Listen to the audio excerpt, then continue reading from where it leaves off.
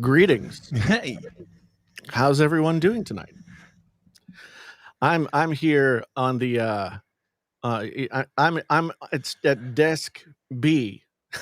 you have multiple desks now? Yeah.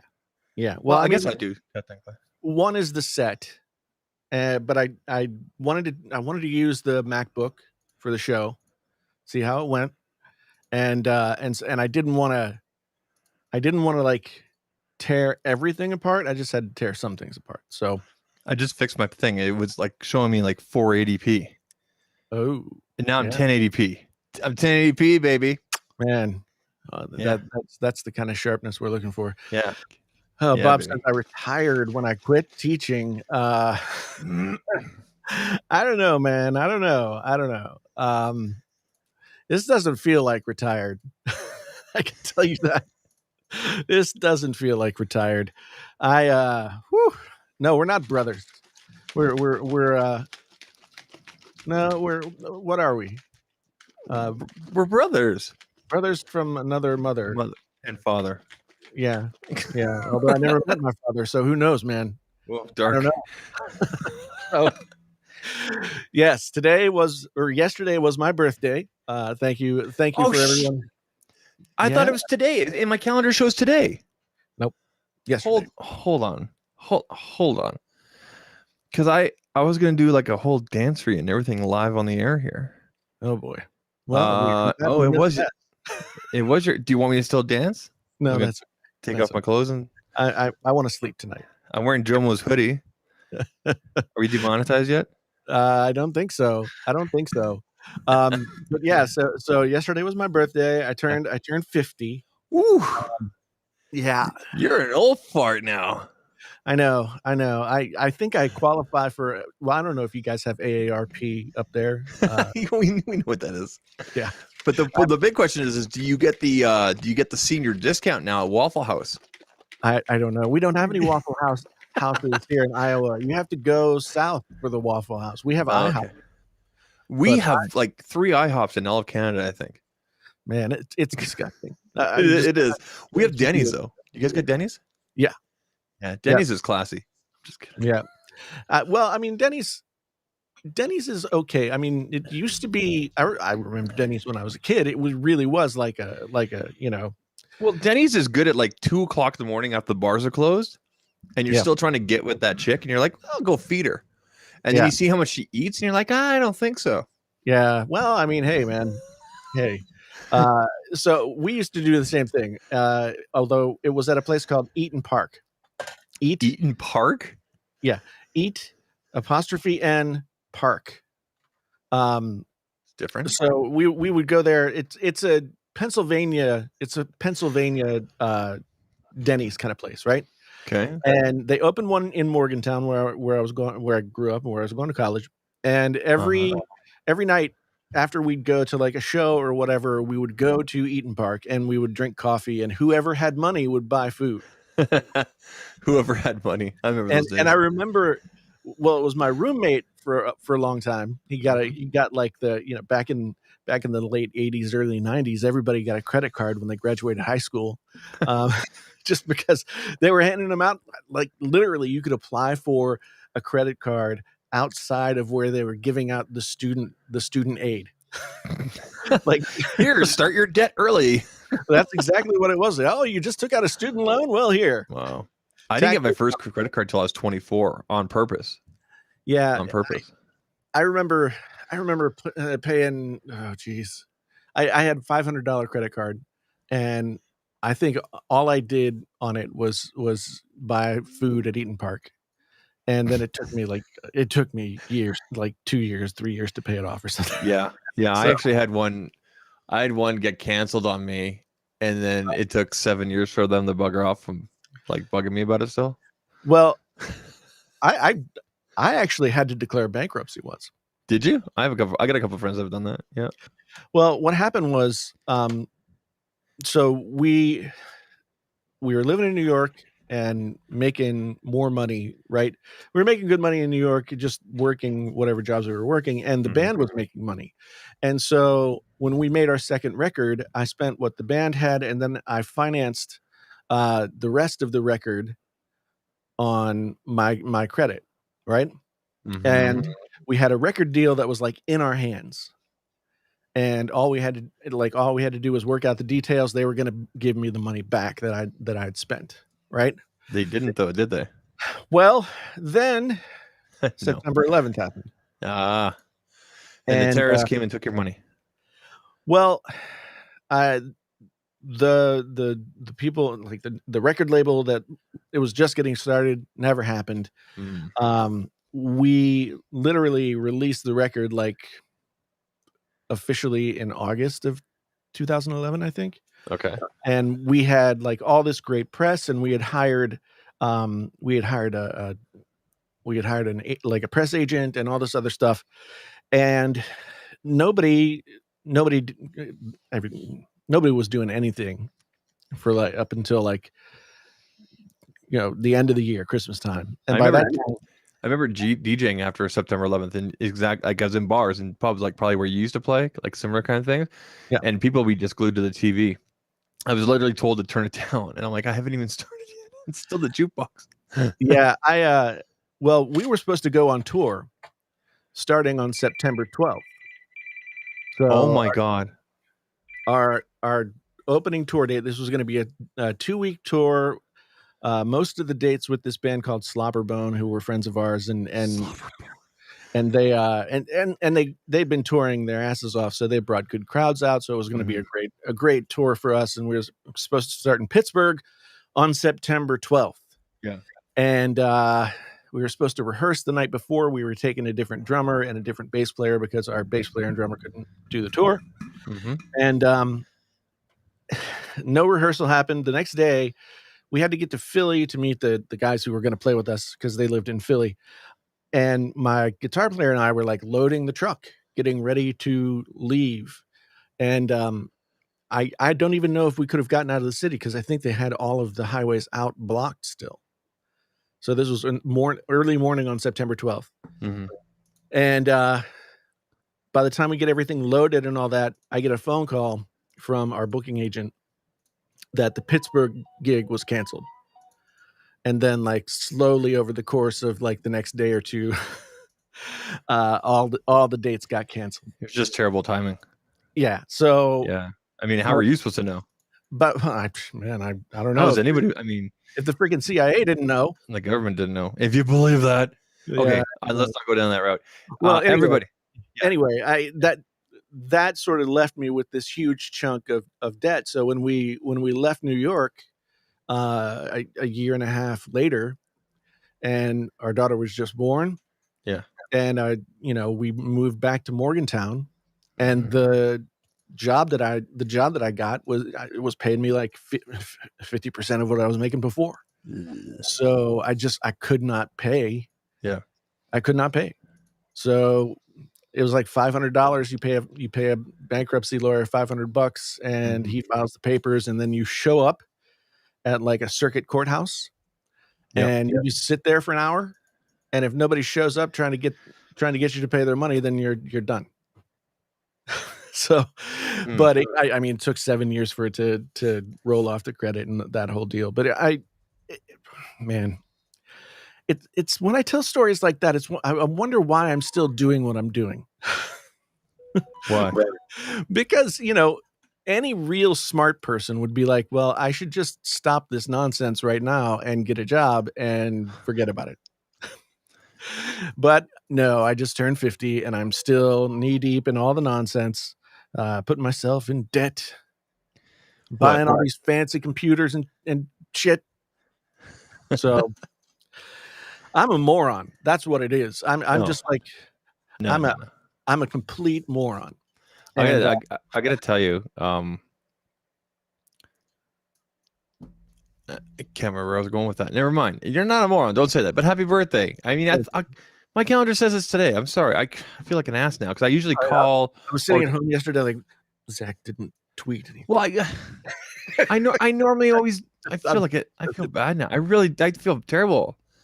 Yeah, I'll get you in the next 50th. No, yeah, 50 years from now, I'll get you then. When we tweet with our with our brains. If we're still tweeting in 50 years, shoot me in the face like twice. Oh my God, man. You know, the worst thing about my birthday is that, and it doesn't matter that it's my 50th birthday, although it does amplify some things, is that I end up like just having all of these like sort of, I guess I kind of like think things through at that moment, you know, a little checkup, a check-in with myself to say, Mhm. hey, am I still a moron? And the answer is, survey says, Don't say that. yes. Ding, ding, ding, ding, ding, ding, ding.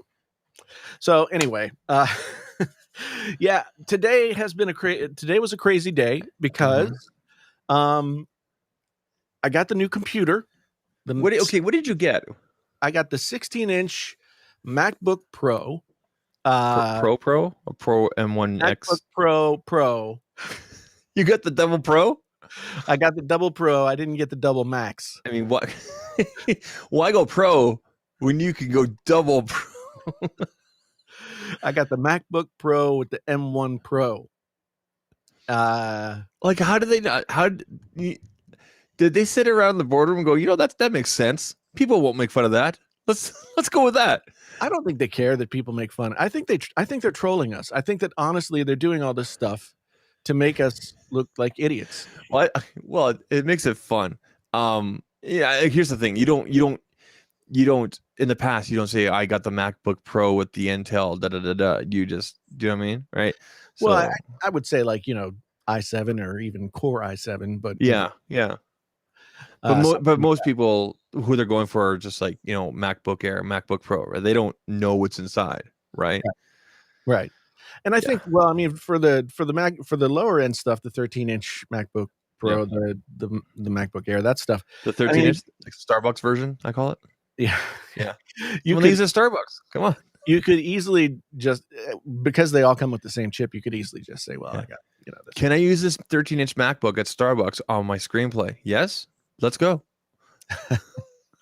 Man, so I got this. They, of course, was supposed to deliver between 11:30 and 1:30. Yeah. So what time do you think it came? Like 4? No. Like, and did you fall on your face this time going in to get it? 1:40. That's what. And did you fall again? Did you fall? No. Thankfully, I did not. I was smart this time. I signed for it online. It's rough out in these YouTube streets. Oh yeah, man. My elbow is still messed up. Yeah. Let me tell you about the YouTube streets really quick. A little self-promotion here. So I launched a new channel. Yeah. I don't know if you watched anything. I released my second video today. Zach Talks Pixel. I know. I haven't had a chance to watch any video. I know you haven't subscribed yet. I'm getting there. I'm kidding. You know, it's tough, right? Click the red button. I haven't literally looked at YouTube in like 3 days. So. I gotta tell you, there's something refreshing about starting a new channel, and going in. So I actually have 3 other videos that are already on the channel. Okay, right. But I made today's video I made last night just kind of because I saw the trends. So I'm going in, like I'm looking at Google Trends, I'm looking at YouTube Trends in terms of Pixel.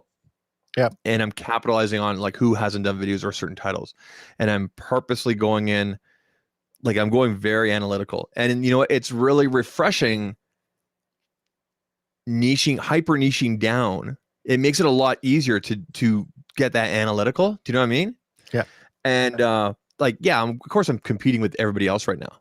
But when everybody else is not doing Pixel stuff, I'm going to continue doing Pixel stuff. Of course, I'm doing Pixel and Google ecosystem stuff. Yeah. So when I say, I thought about calling it Zach Talks Google, but that's so broad. I mean, that could be anything that they do, right? Yeah. So when I say Google ecosystem, like the speakers, the Chromecast, Stadia, things that I have and like and everything. And you know what is even more refreshing is that because I have a passion for the Pixel phones. I've always been a Pixel fan. I'm going back to the Nexus 4s and everything. It is extremely fun to record and edit videos again. I'm not saying it's not on the regular channel and everything. Do you know what I mean? But like when you hyper niche down, it's like, okay, right?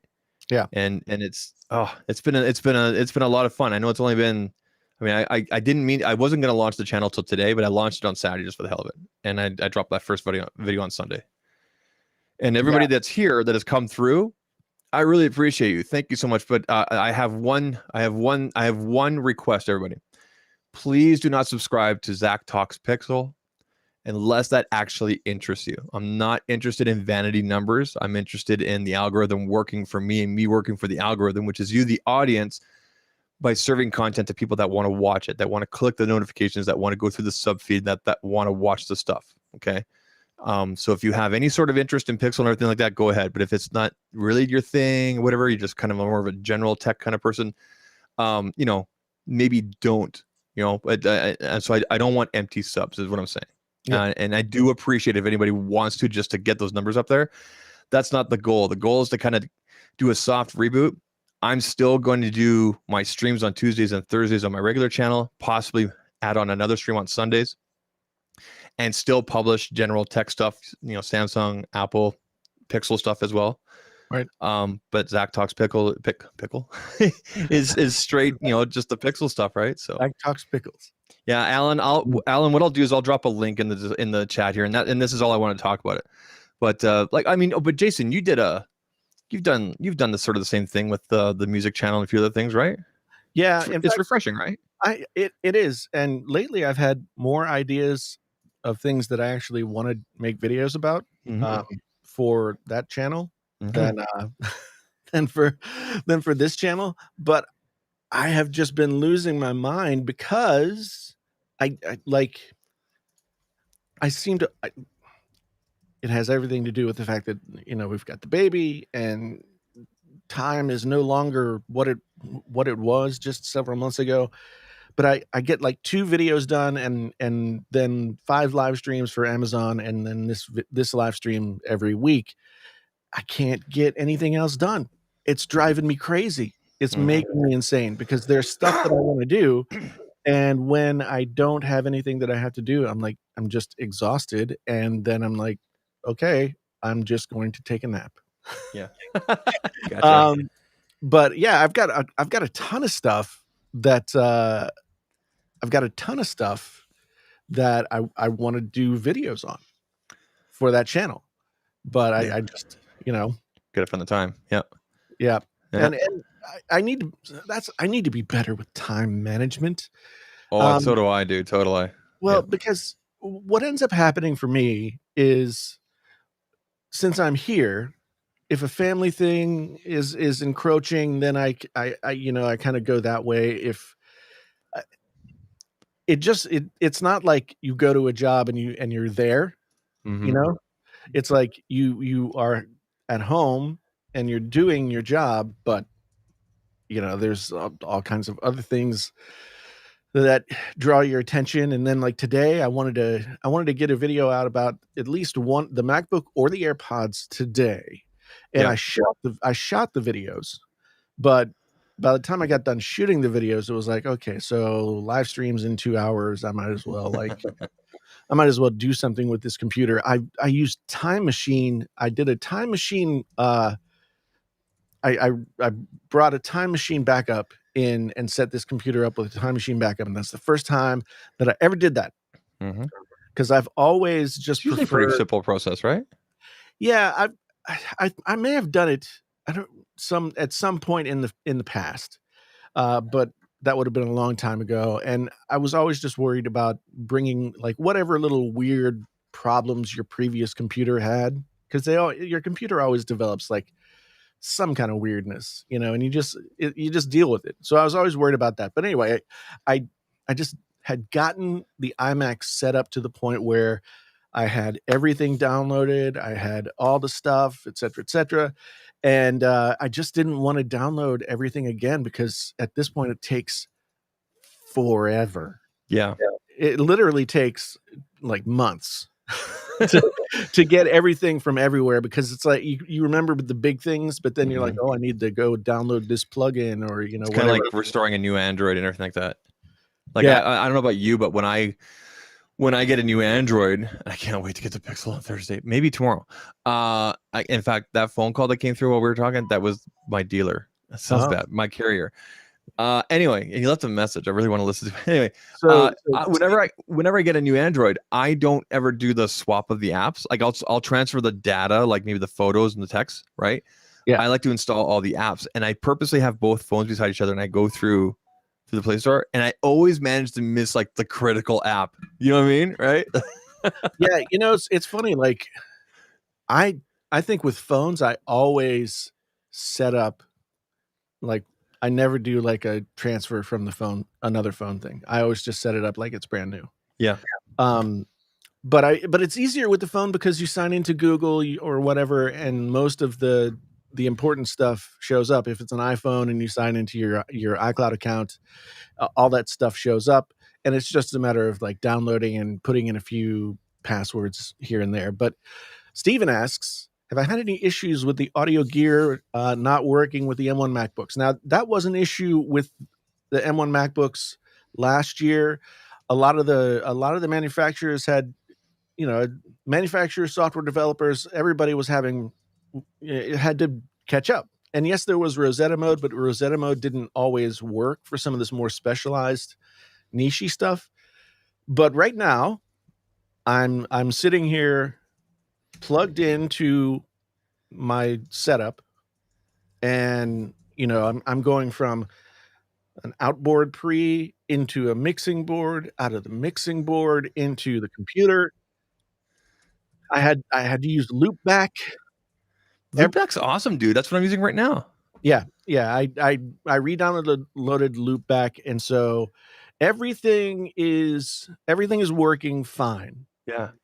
And so that's good. I almost destroyed my mixer because Which I got my foot caught on which mixer? The big boy? the Tascam that I've got. Oh no, don't break that thing, dude. I was like moving around quickly, got my foot caught on the cable to my Bear Dynamic DT770s, and yanked the cable Oh no. hard enough that it broke off. Oh, I've done that. It broke off the adapter. I know what that sounded. I was about to say, was it the adapter? I know what that sounds like. Yeah. Yeah, it snapped the head off the adapter, Oh no. and this came out all bent. I think it's still workable, but I I was like, because I'd had this happen before, but it was just because it was like a cheap adapter. Never use Yeah. cheap adapters because they'll end up getting stuck inside your thing, and then you got to go to somebody to get it out. But all I did was I went into the garage, I found a screw, Yeah. and I just stuck the screw in, like, because the adapter's hollow inside to a certain point, Yeah. and I just like sort of levered it in there and then pulled up and popped right out. So Oh man. yeah. We should probably dive into a little bit more. Okay, so do you have another camera angle where you can show, because you're streaming on the new MacBook, are you not? I am streaming on the new MacBook right now. Are you using a separate monitor? I am not. Like I can show mine. Mine's right here. So I don't have. I guess I could pick up the main camera because it's just on a tripod. Hold on. Can you? Are you wearing pants? Careful. Oh yeah. That keyboard does look different. It is different, and I like it a lot, to tell you the truth. It's very cool. Yeah. So I pulled the box. So I picked up the box, right? It comes in is a box inside of a box. So I picked up the whole thing and wasn't thinking too much about it. And then when I opened the box and I picked up the actual box, I was like, holy crap, this thing is really heavy.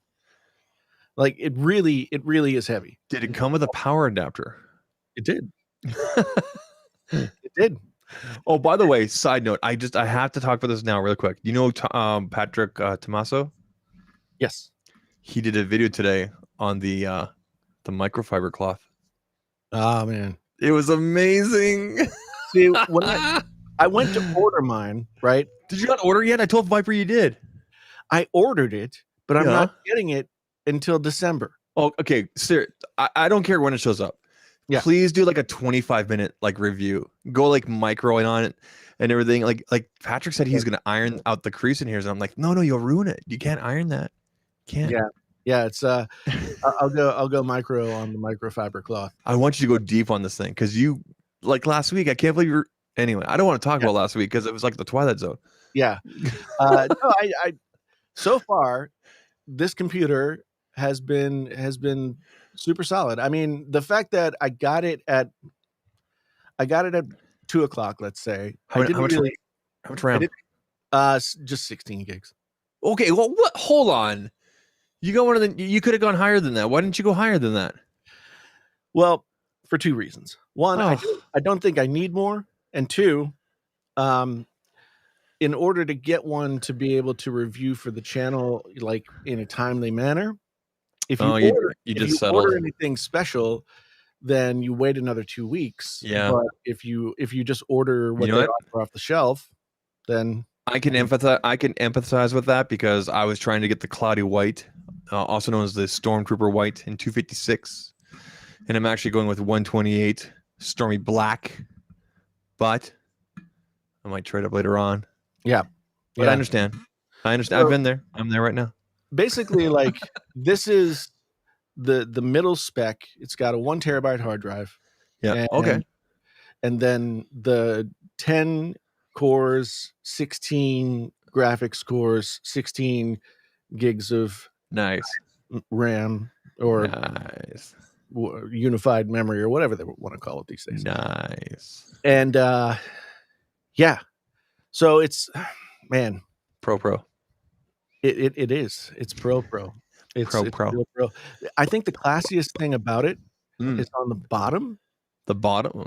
On the bottom, they have stamped into the metal MacBook Pro. Yeah, because people will see that. Well, it's just it's a nice touch. It looks really good. It looks really nice. And so the only things that are sort of identifying this are the Apple logo on the back of the screen and that MacBook Pro stamped into the bottom, but there's no like MacBook Pro on the inside anymore or anything like that. The screen is unbelievable. It's the new one, right? It's like, let me tell you what they call it. So let me go here to about this Mac. I think that's where displays built-in. Okay, no, it's under display in the system preferences. The presets for making it look like it's like the little it's called Apple XDR display P3 1600 nits. That's 1600 nits. Yeah, that's the peak brightness. Peak.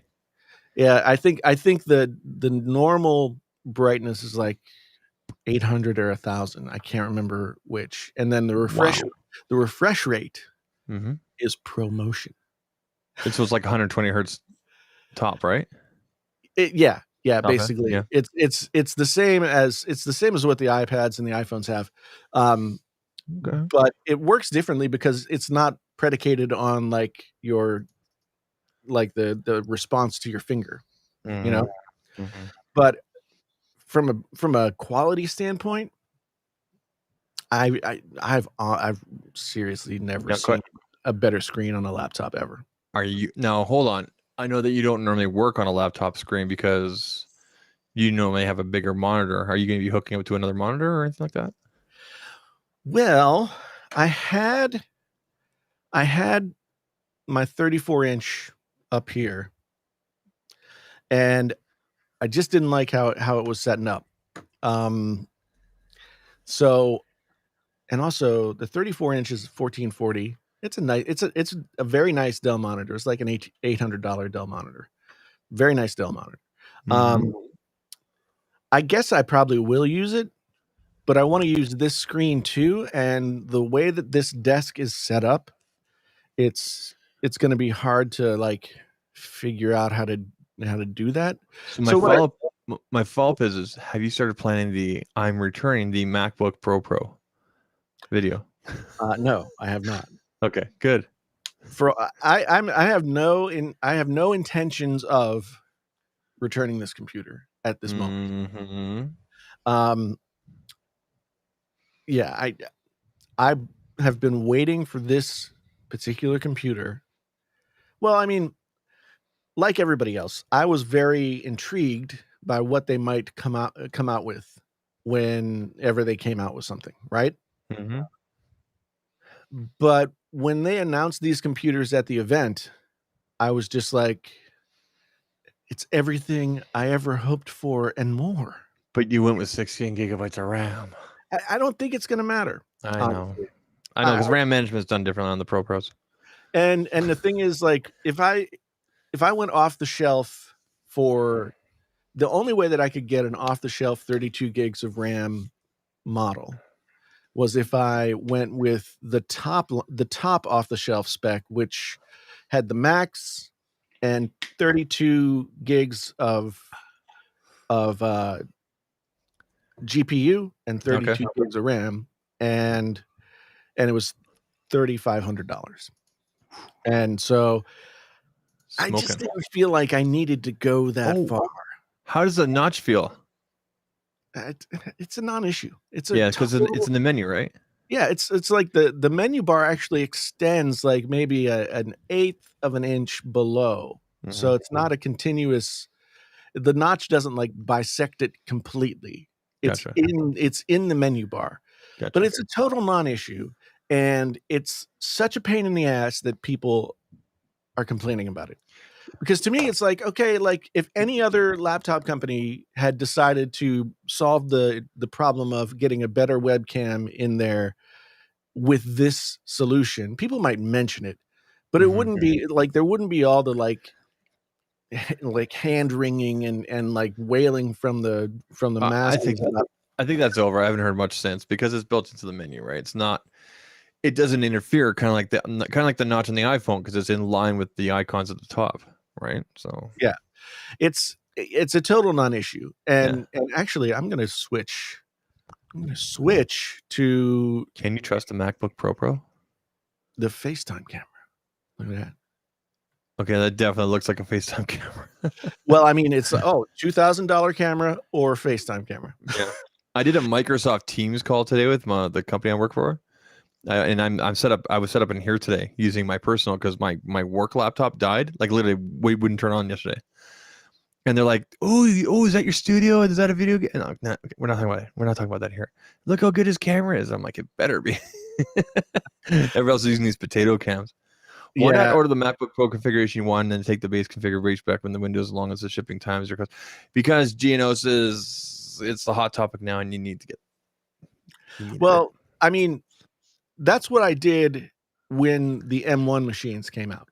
Yeah. When the M1 machines came out, I ordered an off-the-shelf 13-inch MacBook Pro, and then I ordered a MacBook or a Mac Mini, 16 gigs of RAM, a terabyte of storage. Like stuff that wasn't available like straight off the shelf, and it came like 10 days, 2 weeks later, whatever. So that was always the plan with that. The problem was, like, I mean, I know I seem like I'm like an ever-flowing fountain of money, but I could not afford to get like one $2,700 computer and another $3,900 computer at the same time. I realize that that's probably surprising to people, but this is the judging cam. But yeah, so that's why I went with this one. And honestly, like I said, I don't think that this is going to be an issue. Yeah, Retethered's right. Like I could just go to Best Buy and walk in, and they'd be like, "Hey." The funny thing is, Steven asked earlier, and I didn't get a chance to answer if I had returned the Apple Watch Series 7 yet. Oh, have you? The answer is yes. Oh man. And I'll tell you why. Okay, a very nice watch. Super nice. Okay? Don't judge me. Super nice watch. However, it was doing this weird thing, and I like reset it a couple of times and stuff. What It do you was mean doing weird thing? so every once in a while, for reasons I couldn't figure out, the display would get huge, and like one number from the clock would be stuck in the middle of the thing, and I would try and move it around or like resize it or close it and open it back up. It just wouldn't stop, so I'd have to like hard reset it, and it just kept doing it. So Weird. that's another reason why I took it back. Um, and it was the only one they had in the store when I on the day that I went there. So, but I'm gonna be honest. Oh, for once, go on.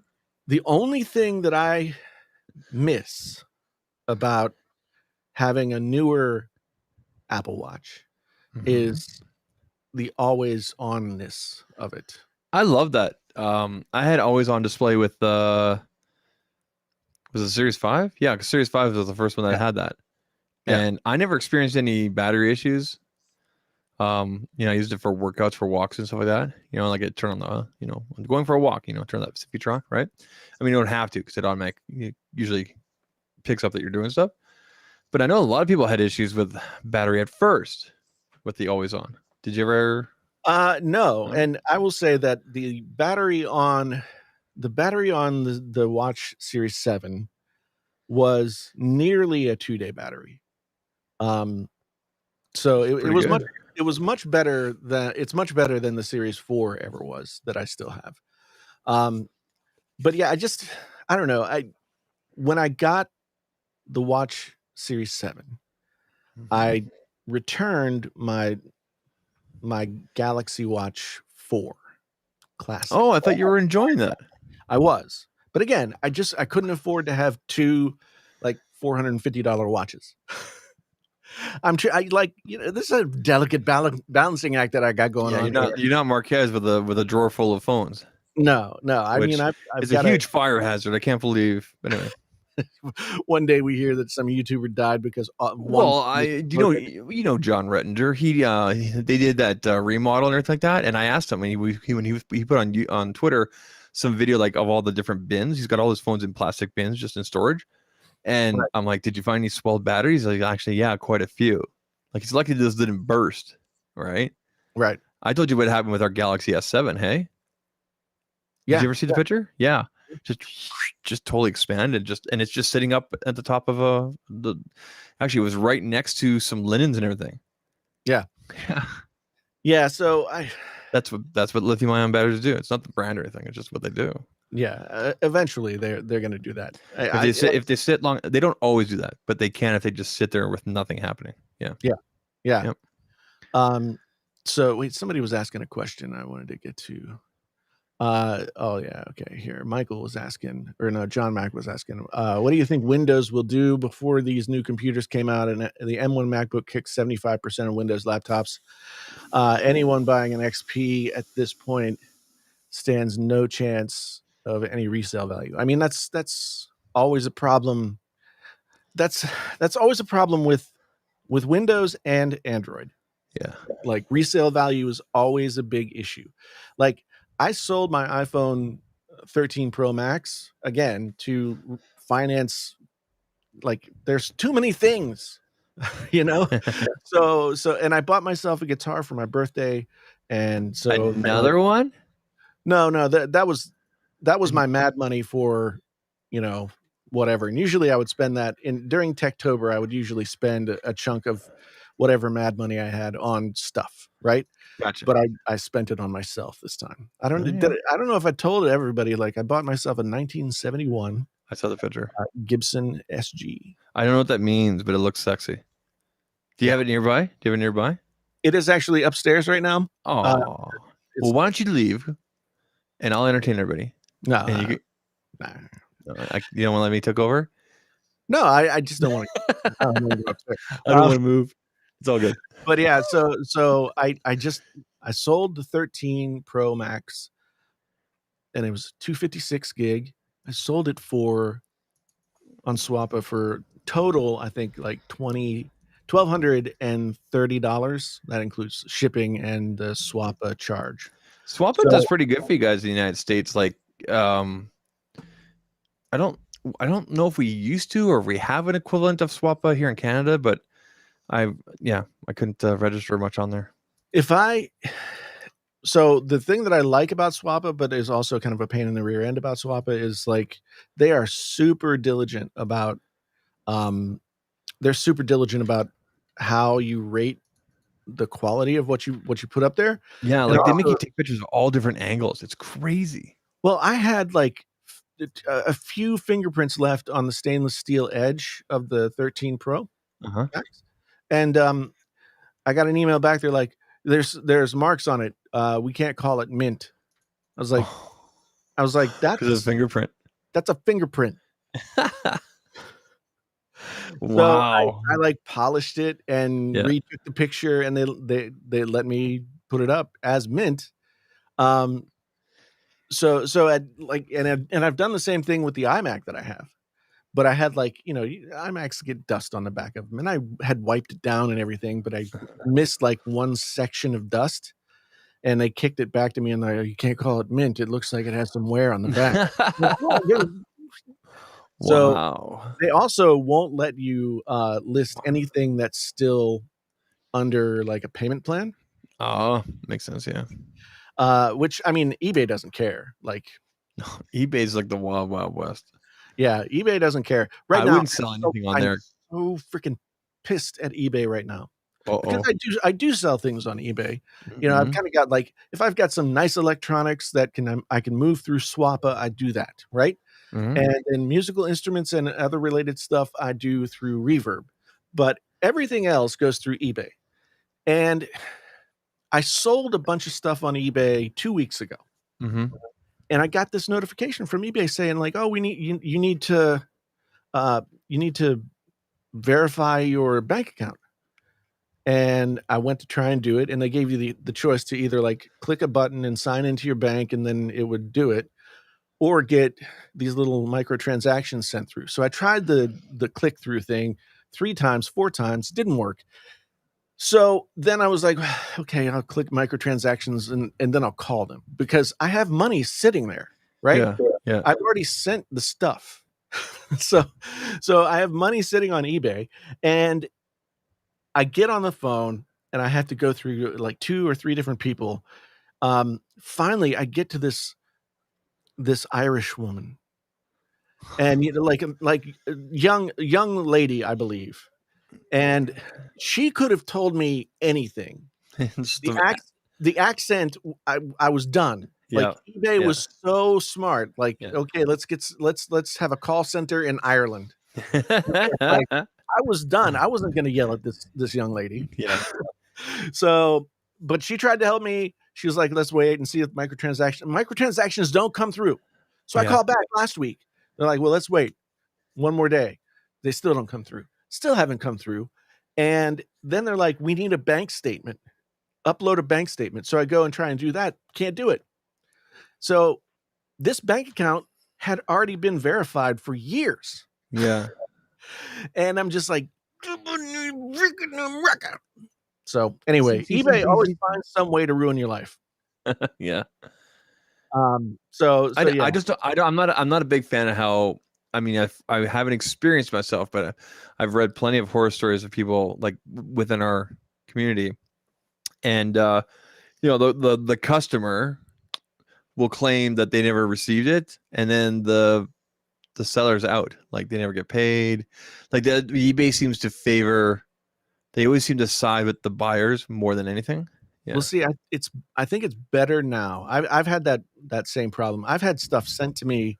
Like I bought I think like an amp, like Yeah. a stereo amp, and it came to me with like a the cord was just tied off inside. There were no electronics inside.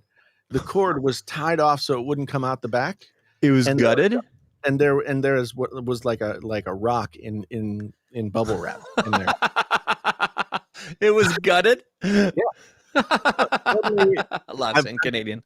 I've I've bought turntables. Never buy or sell a turntable to ship Oh my because god. it Well, will be destroyed. do you remember No what matter. happened? Do you remember what happened with this?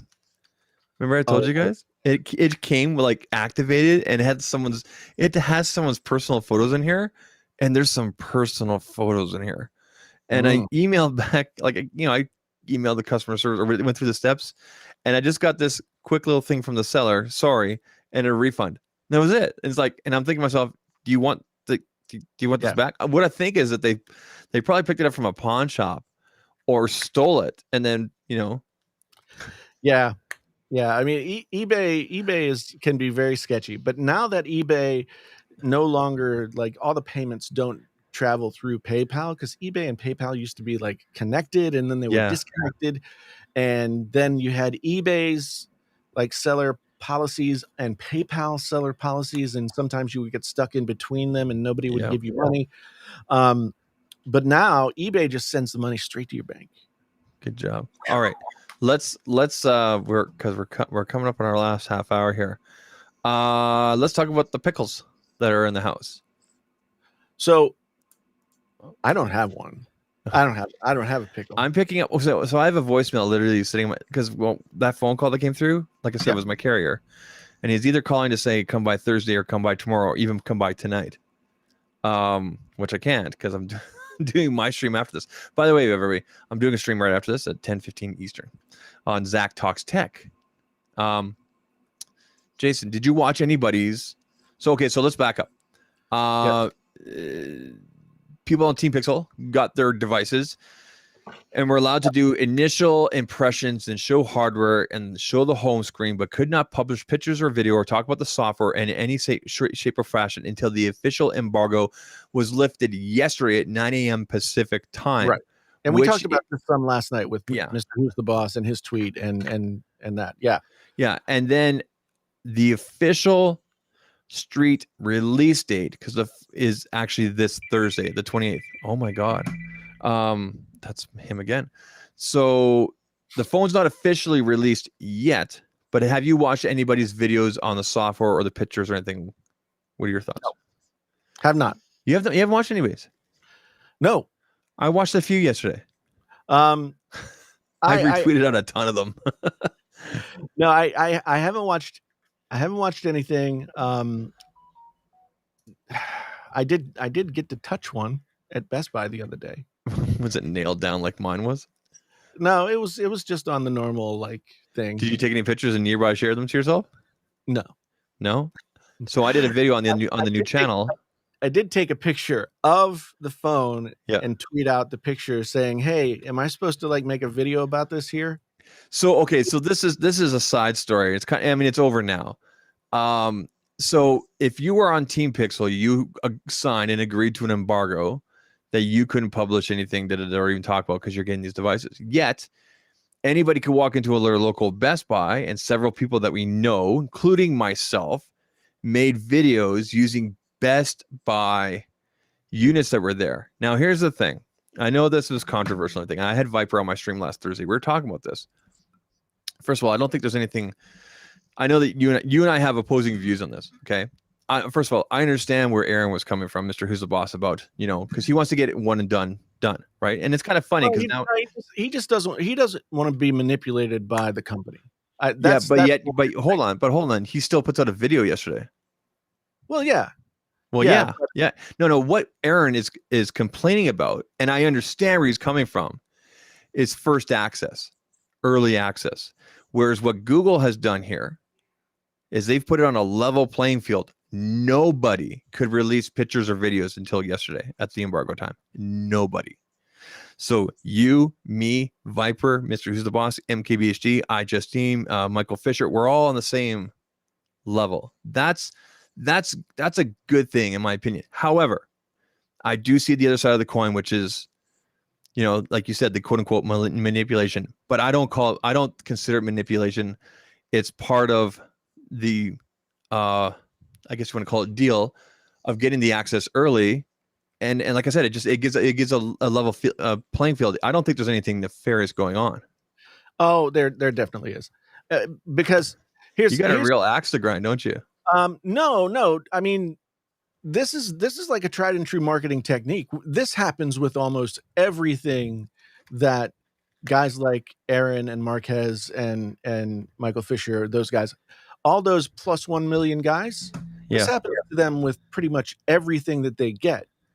They get dual embargoed.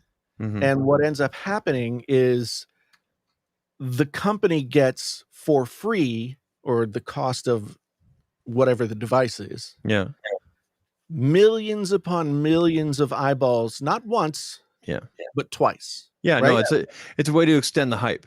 And so they do this by putting artificial barriers in, like they give these guys the phones. Like all those guys had this phone way before any Team Pixel person did, right?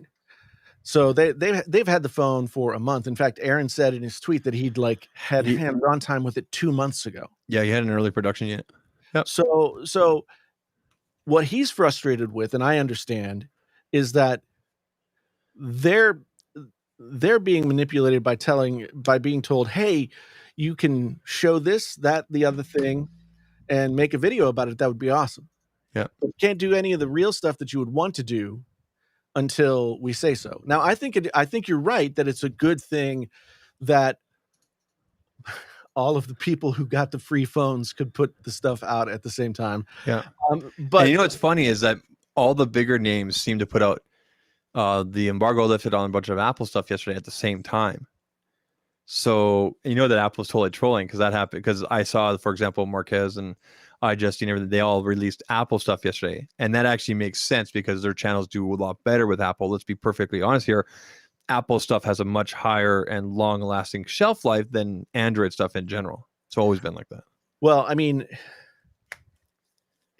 if anybody had to choose between a Pixel and a new MacBook that's going to change the way that computing is done, it's completely different audiences. And that brings me to my next point, because you were at Best Buy, Jason. Yeah. The people that, okay, let's clear this up, because it's not the same audiences, and I hate the whole generalizing thing. Okay, the people that are watching the videos of me, Tech 702, and everybody else that went into a Best Buy and took pictures and shared them out or put them to nearby share or whatever. For me, I did the magic eraser thing and did really well. It's my first video on the new channel and everything.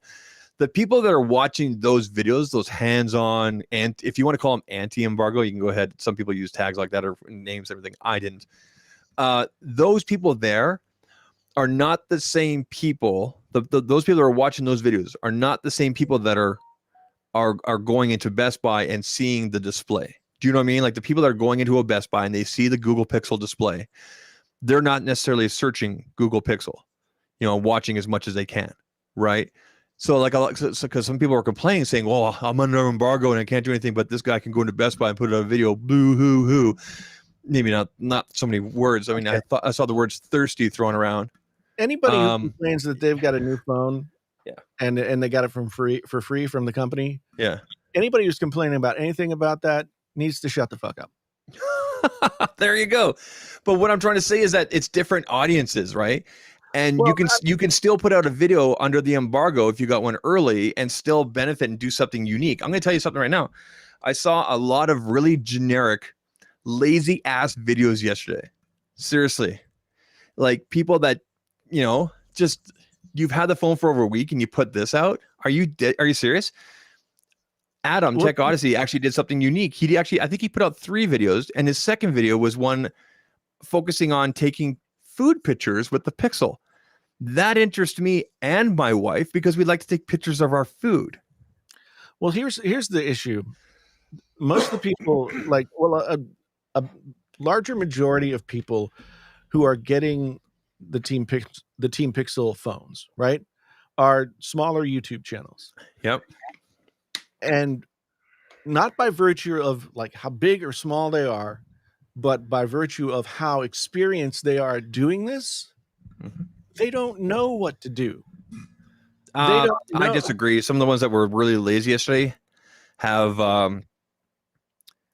under $100,000 subscriber. Some of them under 50,000, and have well over 200, 300 videos. Like have been doing this for a while, but they haven't been getting free phones ahead of time. And it's a totally different thing. I mean, if they're lazy, they're lazy. But I'm just saying, like, it takes a while to like learn the pattern of the pre-release, like how you have to run up to the embargo date. I mean, I know the first time I got something that had an embargo on it, like I had all good intentions of making content and having it be ready for the time, but I ended up like being the day before making the video. Yeah. And so I think a lot of people just maybe aren't used to having that access, or haven't sort of built up their ability to manage that deadline. There were quite a few creators as well too that they did like an initial reaction thing, or when they got the hardware, like this is what they were allowed to. But on embargo day yesterday, they like until and still going into today, they still have not done anything because they want to give it a longer time, do a longer term review. Those videos I'm going to be very interested in, because they decided to, rather than playing the game and releasing at the same time as everybody else. Do you know what I mean? That shows some integrity. I'm looking forward to those videos. So. Yeah. I don't know. It's, to me, it's a little bit of a mixed bag. Like Google, and giving so many phones out to so many creators at so many different levels. They're doing like the shotgun thing. Well, they're flooding the market. They're doing what Samsung does, which is every 45 days they have a new phone in the market, 30 to 45 days, and so they're flooding YouTube and the algorithm and Google and everything like that for the next 2 weeks because of the dual embargo thing, right? And so now when someone next month goes, oh, I'm due for a renewal of my contract, and oh, let me do a search for the new Google phone. Who's are they going to see? They're going to see all these glowing, you know what I mean? Right? Well, yeah. I think it's a very strange, it's a very strange strategy. It's not. It's not. I don't think there's any strange thing about it. It's just it's marketing, and there's definitely a fine line between, are you a marketer for brands, or are you a reviewer? And in for example with Aaron, Mr. Who's the Boss, he stuck for his moral compass there and everything, and said, hey, I'm a reviewer first and whatever, but then he still releases a video yesterday, so it's kind of I don't think there's anything wrong with that though, because obviously he had the time with the phone. Yeah. And the fact that he released a video on embargo day, but he actually puts in the tweet, Jason, I don't think I'm going to do anything with this, I've even have it early, and then he still releases a video. Come on, man. I don't remember him saying anything about. Really? Let me bring up the tweet. Go ahead. See, I'm a fan just as much as you are. I mean, I interviewed him and everything at the. Oh, I'm not a fan. I don't like his videos at all. Oh, really? Why not? He annoys the crap out of me. Oh, okay. I don't like his videos at all. Damn, dude. But I do like what he's trying to do with his position in the marketplace. I'll read the tweet. There's no point in me showing. His tweet was specific to the day, not that he wasn't going to in general. I won't be covering the Google Pixel 6 today. Again, this is October 19th when everybody's getting their review units. I got a lot of thoughts. I actually had hands-on the prototype as early as 2 months ago, but frankly, because of how Google is severely limiting what we can say, I can't with a clear conscience make a video I'd be proud of. And then he follows up with saying, I asked them 3 times to clarify why we needed a dual embargo, and all I got was this response. The reason for the dual embargo, this is Google's response, the reason for the dual embargo is the same as last year, thanks, which is like a non-answer. Well, I mean, and the reason is so that they can get 2 cycles out of him. Yeah, no, and like I said, I understand Google's side of it, and I understand Aaron's side of it. However, I like how it made it to a level playing field up until yesterday. I mean, if you agree to abide by the terms of an embargo, that makes you more a part of the marketing plan than not. And there's not necessarily anything wrong with that as long as you understand that that's what you're doing. Mm-hmm.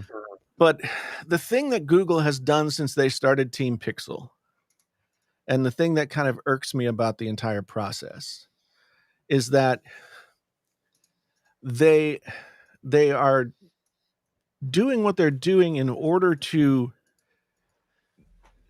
almost assure themselves of not just positive coverage, but like way over the top, like just, well, I'm not going to be crude, but people get the Google phones for free and they feel so excited about it that they just lose their marbles and lose all perspective. And for those creators, for like the month or whatever it is that Google has their attention, all they think about is Google. Yeah. And so I mean, I guess it's a good strategy, but it's in that framework not necessarily a level playing field, because they're preying on the weak to a certain extent. I mean, yeah, if you're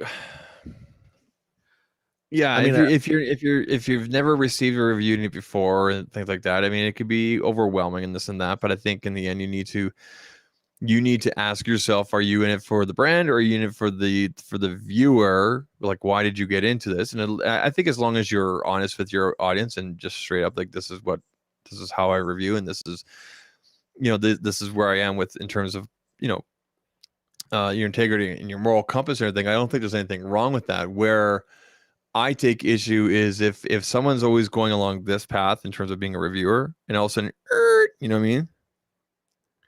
Because the thing is, like, let's be realistic for a second. Who among the people who are like newer YouTubers, like, who are still trying to get recognition in the community, et cetera, still trying to get a video to break through, still trying to like sort of make their mark and put a stake down, right?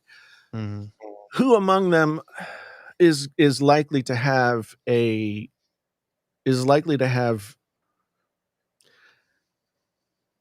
how can I say this? Is who among them is likely to put their morals first? Yeah. When it comes to, I have a chance to get like a ton of views because, well, see, okay, I got this. Now you're trying to. Now you're okay. So now you're kind of entering the territory, Jason, saying that if someone gets a review unit, they can't be trusted. That's not it at all.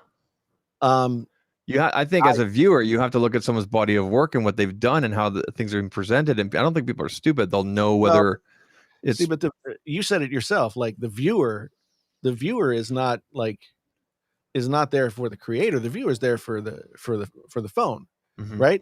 So they haven't studied anybody's body of work.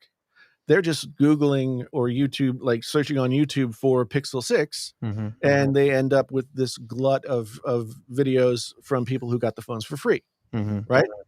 And a lot of those videos are going to be like overly positive, maybe because of the perceived loyalty that people feel to the company for giving them a shot, right? Yeah.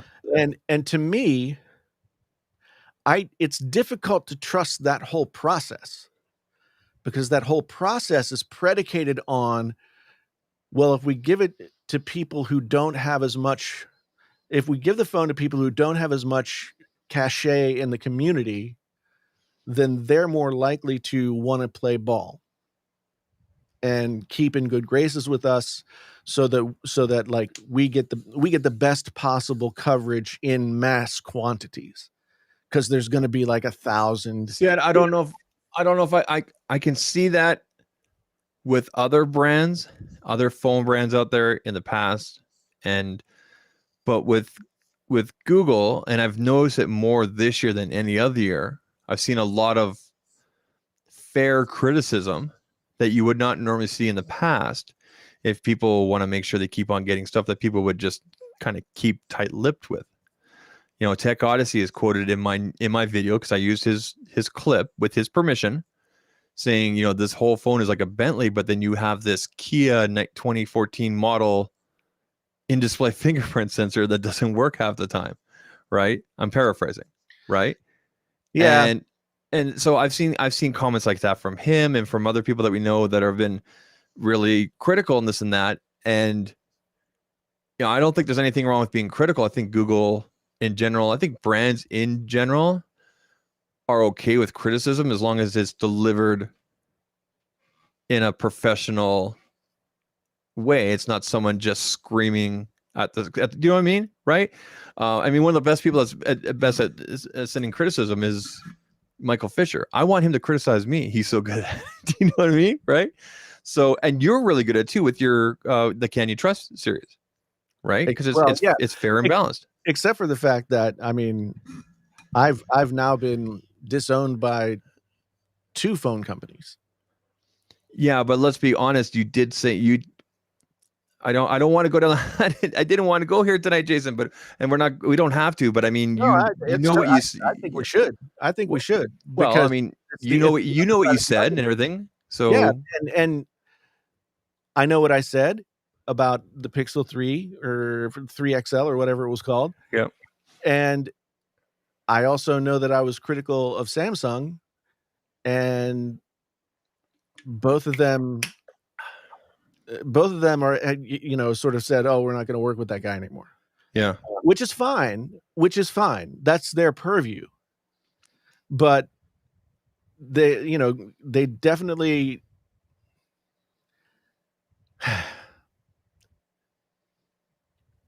It would be one thing if Google reached out to me and said, "Hey, you know, we're interested in this criticism that you had. You know, maybe it was a little of this, maybe it was a little of that. These are the things that bothered us." Mm-hmm. Instead, they just they ghosted me, which is, I mean, that's their purview as well. Fine. Some companies are totally down for whatever criticism, and I mean, some companies won't send me stuff ever. I mean, we Edifier themselves told us in that email thread, remember? Yeah. You know, Jason, I'm afraid to send a pair of headphones to you because of how critical you can be. And it's like, isn't that what you want? Isn't it? But they don't want that, because Google sees YouTube as an extension of its marketing plan. Mm-hmm. And it's not about providing the best information for the consumer. Yep. It's about providing like the overall sort of best, the best, like the way that they want it's the best way to ensure that the way that they want people to see their phones will be the way that their phones are seen.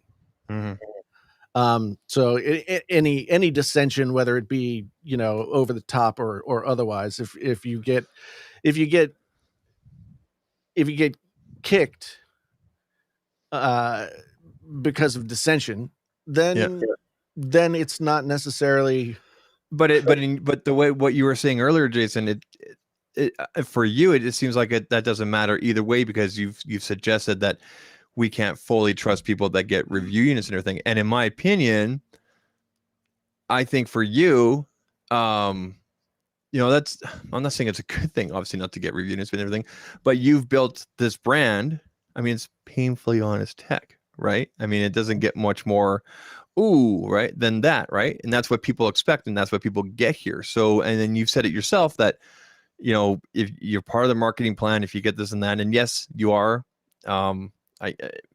Maybe you're not. I don't know. I guess it depends on how you perceive it and how you bring across the information, and when you get those units and how you present it to your audience and everything.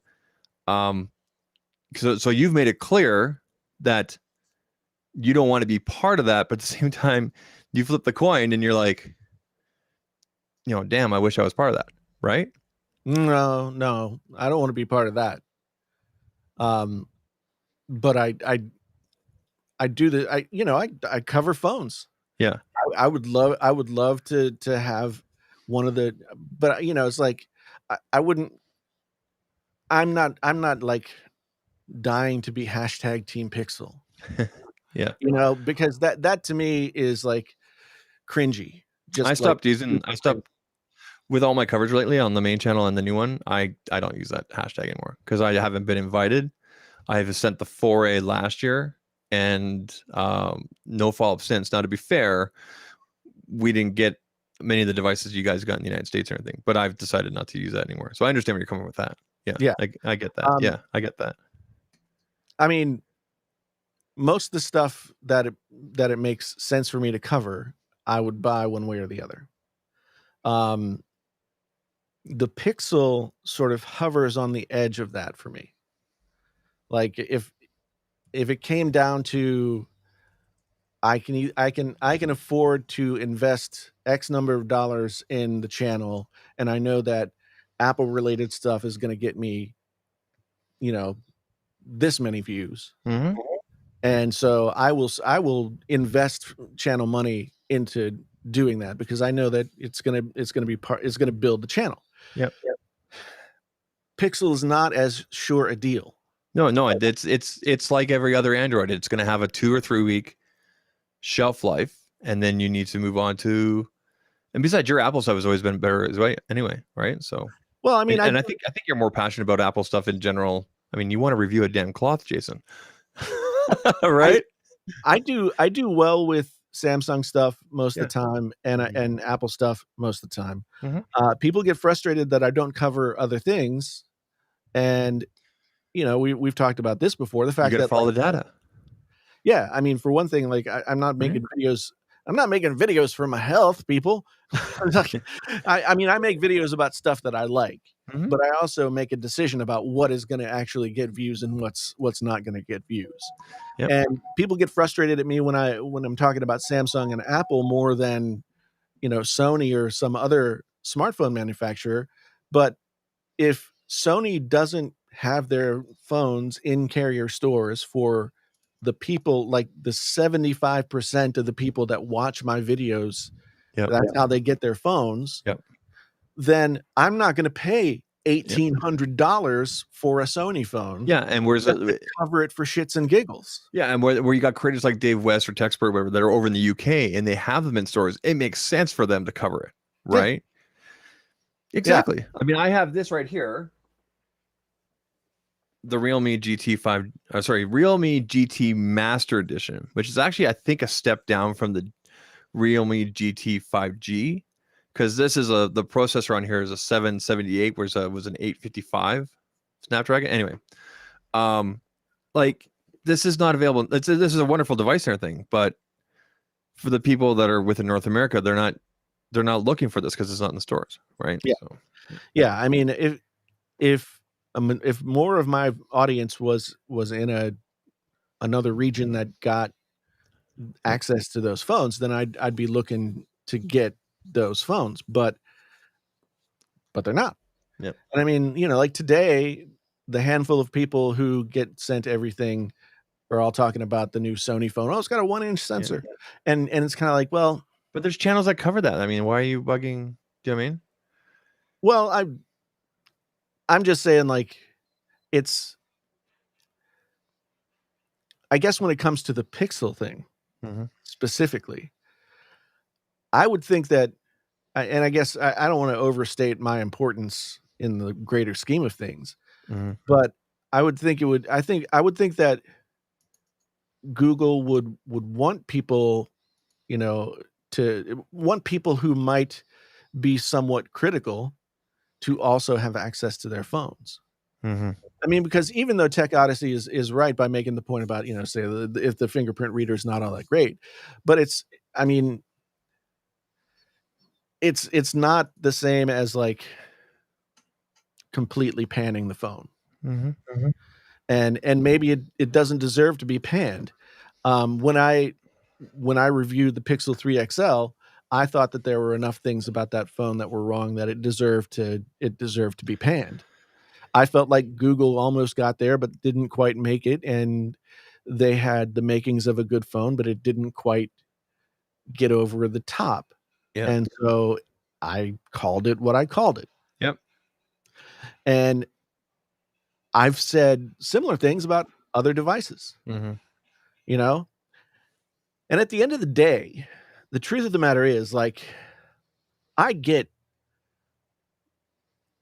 have serious moments where I really, really feel bad about what I'm doing on YouTube.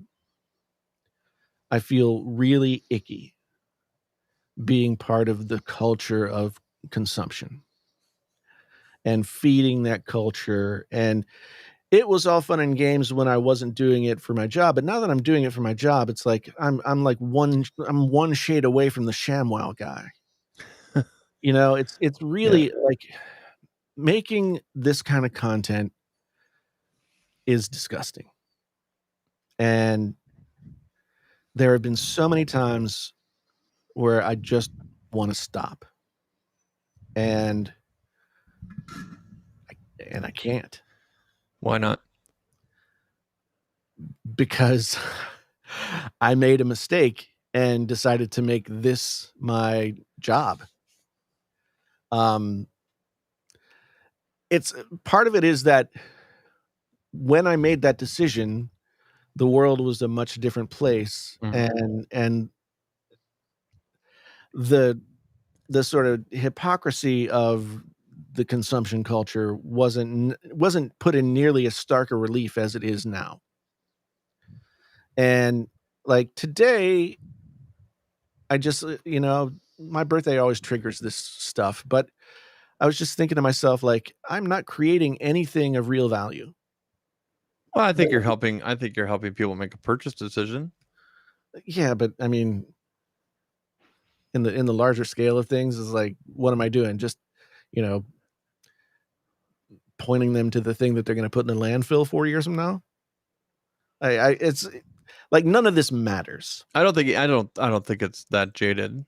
But Well, I'm talking about how I feel about it. yeah. Um, and like I'm stuck in this cycle where the most successful people in this game are either spokesmodels or, well, no, the most successful people in this game are spokesmodels for the products. Um, nobody really wants to hear somebody complain. And that to me is like the great difficulty about where I've put myself in my life at this point. Because I mean, I love tech. I love to geek out about tech, but now I'm just kind of like, what am I really doing? Well, I mean, but this is deep. I can tell you this, that I am a much happier person now that I've got a daytime thing and I can focus on that. And then after 5 o'clock, I can come here and I can geek out with you and do my own thing and launch the Pixel channel and that kind of stuff. And then I have, the weekends and evenings with the kids and family and everything. And that's giving me a lot more. It's taking a lot of pressure off my back in that terms of I can have a much more healthier relationship with them. So maybe Jason, I mean, I know that you were looking around for a bit there and things didn't really pan out. I mean, just keep on looking, man, if you need to. No, that's the problem is like I burned my bridges when it comes to professional stuff. I can't get a reference from my previous employers. So I've got Is that illegal? Like you should be able to get. They're supposed to just. It's not supposed to be an opinion. It's supposed to be a factual check. Like, yeah, he worked here. Yes, he showed up 5 days a week. Yes, he worked 40 hours a week. Like I no, don't. no. I mean, they can say whatever they want, really. Um, as long as it's couched within like a certain framework. Mm-hmm. Um, yeah, I kind of just got to this place where that like I took the leap, and I had to make some sacrifices in order to do that. And part of what I sacrificed was, maybe staying too long at the job and allowing my other interests to degrade my performance to the point where it was something that I mean, I left for that reason, but maybe I didn't leave soon enough, Mm-hmm. right? I think you. I think you. I don't. I don't think you. I don't think you need to put a stake into it and say that you can't move on to this or that. You just got to keep on looking for the opportunities. And I mean, I got my daytime gig through a friend of mine, and I had to seriously research the company and everything that. And I'm glad I did. I'm really enjoying what I'm doing during the day and everything like that. I'm actually part of the supply chain. You know that boat that was stuck in the Suez Canal? Yeah. That was our boat. Sorry, America. Well, the thing is, like, all of that, like, woke me up to the fact that, like, I don't want to do any of that shit. Yeah. I don't want to go do this work for someone else. I don't want to go, you know, I just I'm basically after that whole situation, I decided that I was gonna like rededicate myself to making this channel work Mm-hmm. within the framework of like what I was willing to do. Mm-hmm. And hopefully use it as a jumping off point to actually do something that I feel is worthwhile. Mm-hmm. Um, I've been really feeling bad over the past year or so that I haven't been able to do any music stuff. I haven't been able to do any writing. And those things seem more valuable to me than making videos about tech products. So, I mean, but they also don't make money. Mm-hmm. So, I mean, Well, I know that you can pump out a really good commentary video within a day, write the script in the morning, record afternoon, release it kind of thing. So maybe just pump those out and then, put that slot of time, whatever it is in the evening, so that or in the afternoon when you can, obviously away from the family and things. I know you got a lot on your plate there with the family and everything, to make sure that you can do your music stuff here and there, whether it's just for yourself or whatever, right? well, the thing is, like, I actually have like I'm under contract to do some music for somebody. That's great, and dude. and haven't but I haven't been able to Do you do want, it. you know what? Hey, you know what? You should make some music for my channel, for Well, my new Pixel channel. I mean, I can do that, but I will pay you in co-hosting duties on Tuesdays and Thursdays at 8 o'clock Eastern time.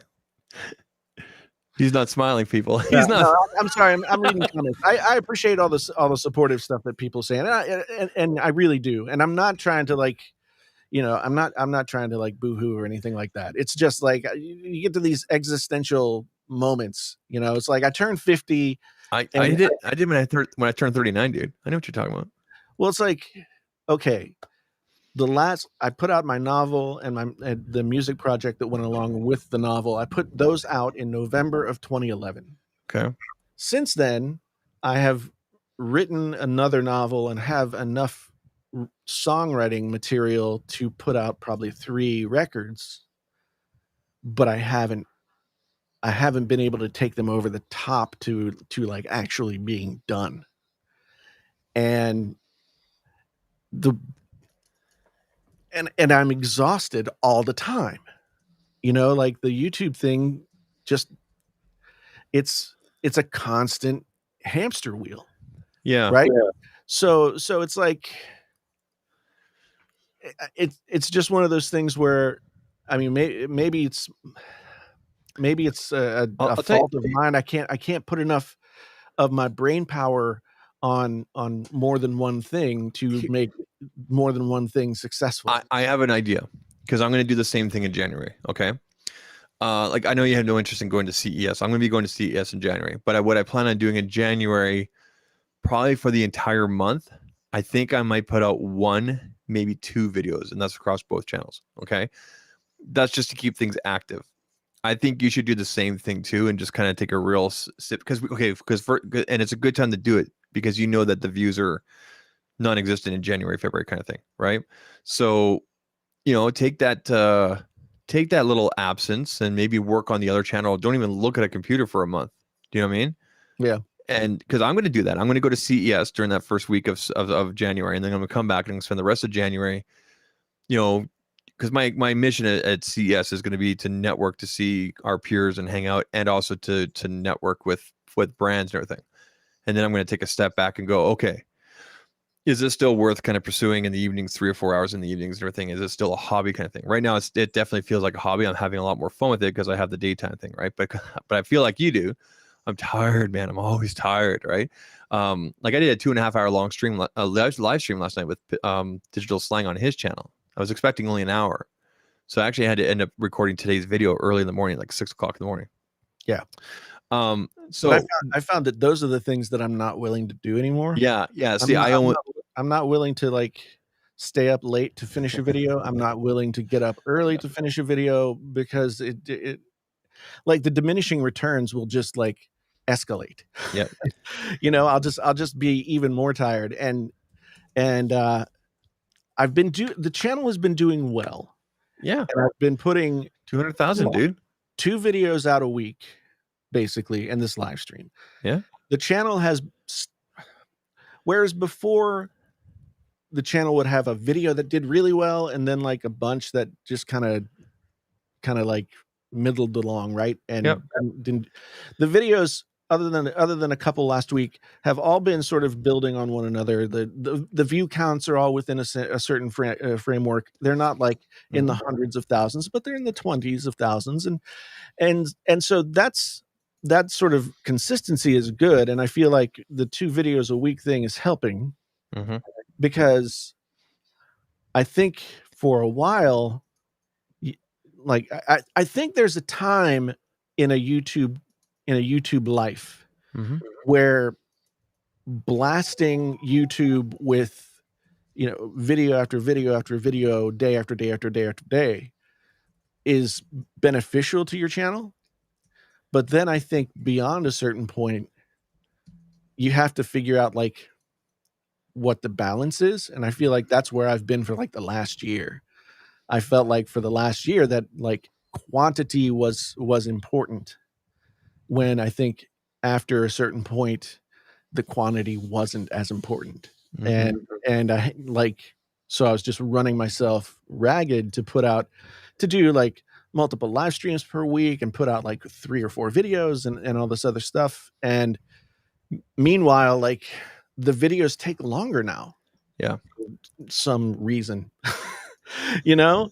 And it's just kind of like, it's just one of those things where, and I mean, Bob's talking about serious stuff here. I mean, he's had cancer that's recurred after 5 years of remission. I mean, that kind of stuff, you know, I can complain about making tech videos all I want, but that's the kind of stuff that really matters. And that's the thing ultimately that I'm afraid, like one day the meter runs out and I've got all this stuff left and I spent 10 years making videos ranting about smartphones.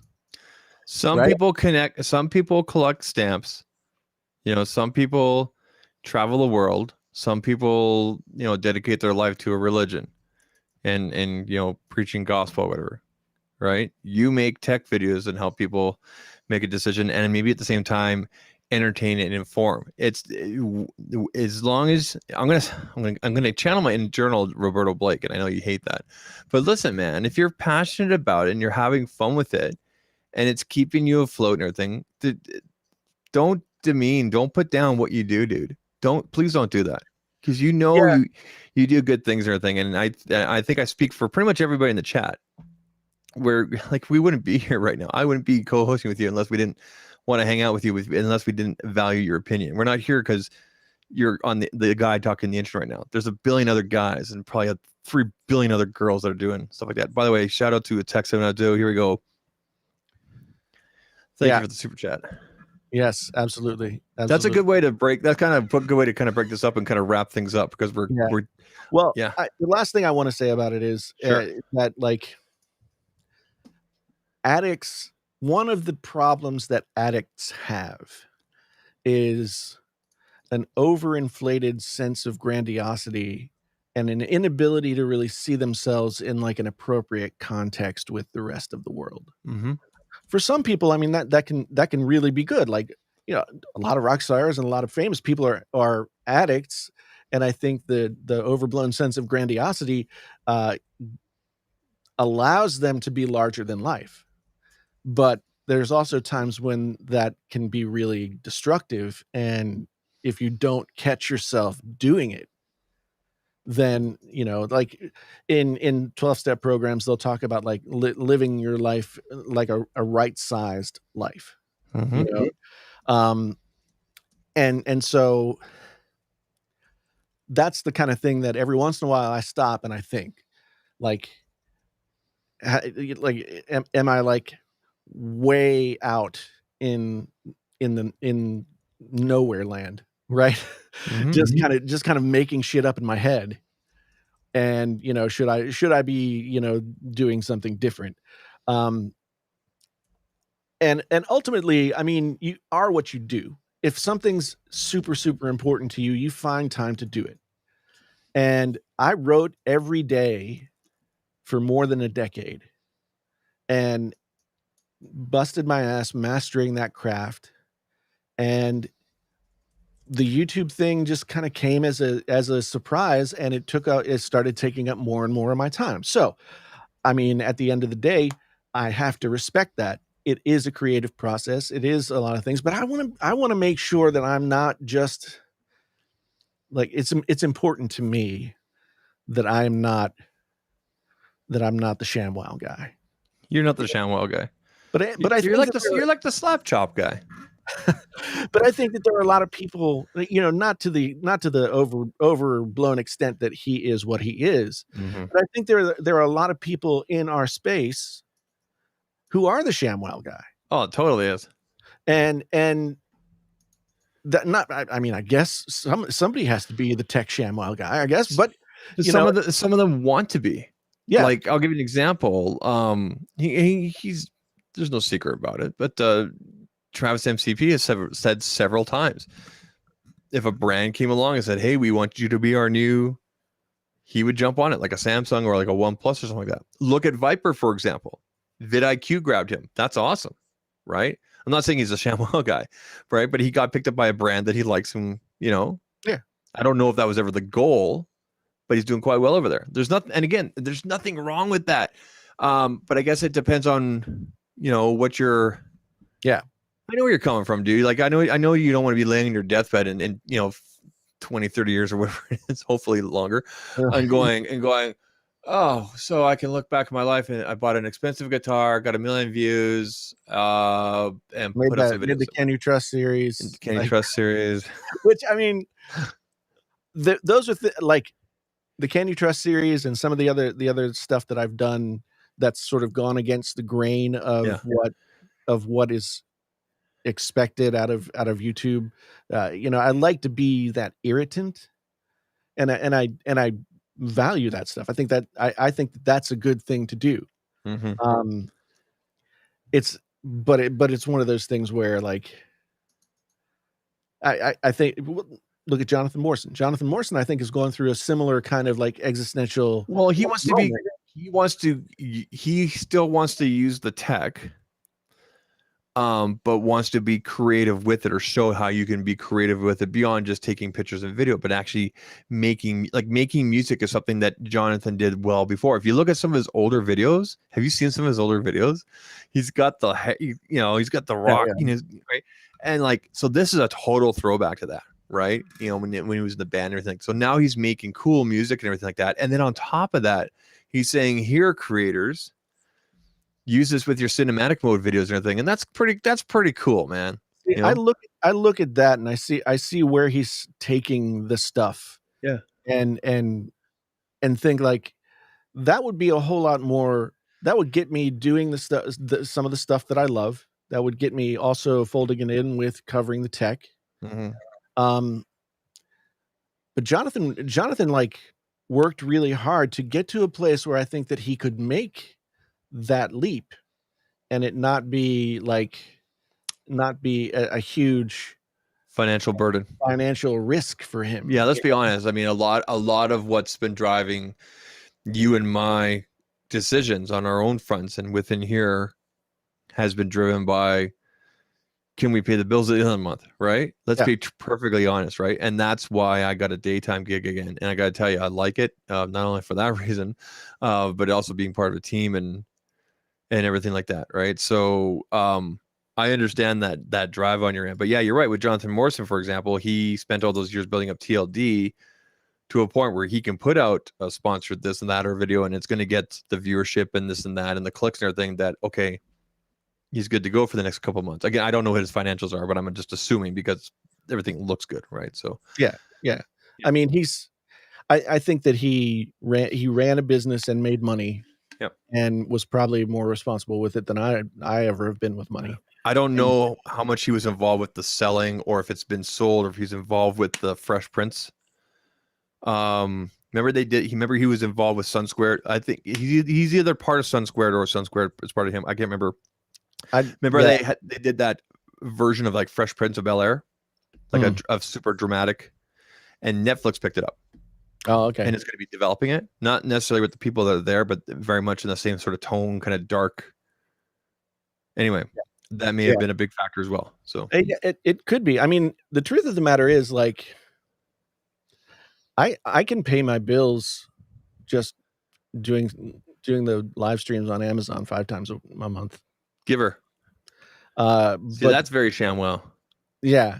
Well, and honestly, I thought doing the Amazon streams would feel a lot more icky than they do. They don't. Yeah, I mean, in some ways, I feel like the Amazon live streams are more honest than like making a. Well, here's why it feels like that, because the audience that's there has already decided, I want to go into Amazon today and buy something, right?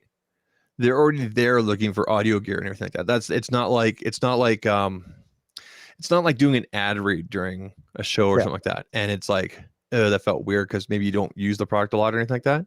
Yeah. Right. That's why I'm very like, I have a thing with Gamer Subs, right? Yeah. And I did the Andor wallet things, but I use that stuff. I've been using it for a long time. Right. Yeah. So it doesn't feel like an ad. At least I hope it doesn't feel like an ad to people when I mention and talk about it. Right. Yeah. The Gamer Subs has literally helped me lose weight. They don't want me to say that. So disregard that, everybody. But I mean, it's helped me get healthier and everything like that. Right. So I've got no problem telling people. Yeah, anyway, I mean, at the end of the day, like I'm talking about stuff on Amazon, and it's more of a conversation. Like, hey, people who happen to be watching right now, exactly. Here's a set of headphones that I have used, and I've had them for. This is what they're like, and this is why I like them. And I mean, I'm not going to talk about stuff that I don't like on Amazon. And they don't want you to. They do not want you, and that's why I can watch almost any Amazon stream, and like be entertained, because the people that are showing. And the stuff and whatever, it's not like they're going through Amazon and going, I'll show this, I'll show that. You know what I mean? They're talking about what they're passionate about. And you can tell that, right? That's why some YouTube channels do really well other than other ones, because they're passionate about it and everything like that. Right. Yeah. Right. That's why I launched the Pixel channel. And I don't mean to self-promote, but again, because it's relatable. It's been really easy for me to put this all together and everything, because I'm passionate about the Pixel. I'm going all the way back to the Nexus and everything like that. Right. Yeah. So we need to wrap things up here quickly. I'm going to ask you really quick, because we don't have it here. Have you watched Dune yet? Yes, I have. And without any spoilers, out of 10, top 10 science fiction movie of all time. Really? It's a top 10 for you? Yes. Not a top 5, but a top 10? I have to watch it again to see if it gets to the top 5. Okay. Dingers gets a prize because he knows where this comes from. He gets a prize. I don't know what prize. I don't have any prizes, but you get recognition for actually knowing where this came from. Yeah, Dune was amazing. I watched the original twice over the weekend, because like the reseller up here for HBO is Crave, but they don't have it yet. So they've been running the original, and the original is actually pretty good. I didn't know that Patrick Stewart was in it, and I looked up the year of it. It was just before he started doing Star Trek: The Next Generation. Yeah. The thing about Dune. Now, I don't know if I think you have to have read the books. I keep on hearing that. I keep on reading that. Yeah. And I don't like to say that when I'm talking about a film, because I feel like if you're adapting a book to be a film, then you should be able to enjoy the film without the knowledge that comes from the book. But the problem with Dune is everything, like all the relationships, all the hierarchies, everything that's going on is so in deep, and it's so integral to everything that's happening. Mm. If you spent time on screen like doing exposition talking about like, and House Atreides is this because they have this and they have this and they have this and they were this and what Villeneuve did really well was showed a lot of that on screen but spent no time explaining it. So I think somebody who didn't know anything about Dune and walked into watching that film would be like, who the hell are these people and why the hell are they doing all this? But I don't know because I've read the books several times, Mm-hmm. and it's just it's a very heady kind of science fiction. Mm-hmm. You know, it's not a space opera like Star Wars. There are the action in it is fantastic when it's there. None of it feels forced. All of it seems motivated. But yeah, it was really, really good. And Good. I need to watch it again. The wife also said like I have to watch that again because she's read, that there were the Frank Herbert books, but Mhm. then Frank Herbert and his son started writing prequels. And then Frank Herbert passed away and his son continued to write prequels. And there's a bunch of prequels. I haven't read all the prequels, but I've read probably the first 5. Mhm. And yeah, the Dune world is really, really great. And you know what? I also started to really enjoy Foundation. I have it on my bookmarks there for Apple TV. I need to find an evening or something like that, or not having the kids awake to watch it because they'll ask a billion questions, and that's okay. Yeah. But it seems like the kind of show that Like Genosis said, it's stuff like this, the Mhm. Kwisatz Haderach, like, and the Bene Gesserit and all this other stuff, and you're like, what the? You're a what? What? You're a witch. You do what? You're not Okay. married to him. You're a concubine. I don't understand. Okay, and with that, we'll Yeah. be back here again next Tuesday at 8:00 Eastern. My name is Zach.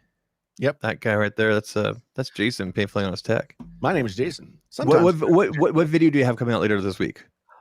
Tomorrow I will have both, maybe an AirPods 3 video and Nice. a MacBook video. 2 videos tomorrow? I'm going to work on both of them tomorrow. I mean, I've got the majority of the stuff shot, so I'm going to try and get up and get to work like early. So, well, I mean, I'll be around. I'll be working, but you can message me. So yeah, absolutely. Cool. Everybody that showed up tonight, the super chats, the new members, and everything. Thank you so much. Yeah, you guys are. I'm going to put this one more time in the chat. I'll be here. I'll be streaming here in about 25 minutes. That's where I'll be. So if you want to come over, we're going to take a look at some Nomad stuff that was sent, the Realme GT Master Edition, and some lights from Viltrox. Actually, I'll show you right here. Yeah, they sent me these. It's so cute. Yeah, I've seen those. I wanted to check those out. I got some Nanoleaf stuff. They are bright and all sorts of different colors and everything. I've actually been using them for the last 2 weeks behind me. I don't have them up tonight, but very, very cool. I asked them for the longer ones because I'm like, I want to replace my lightsabers. I don't have them on tonight, as you can see. And they said no.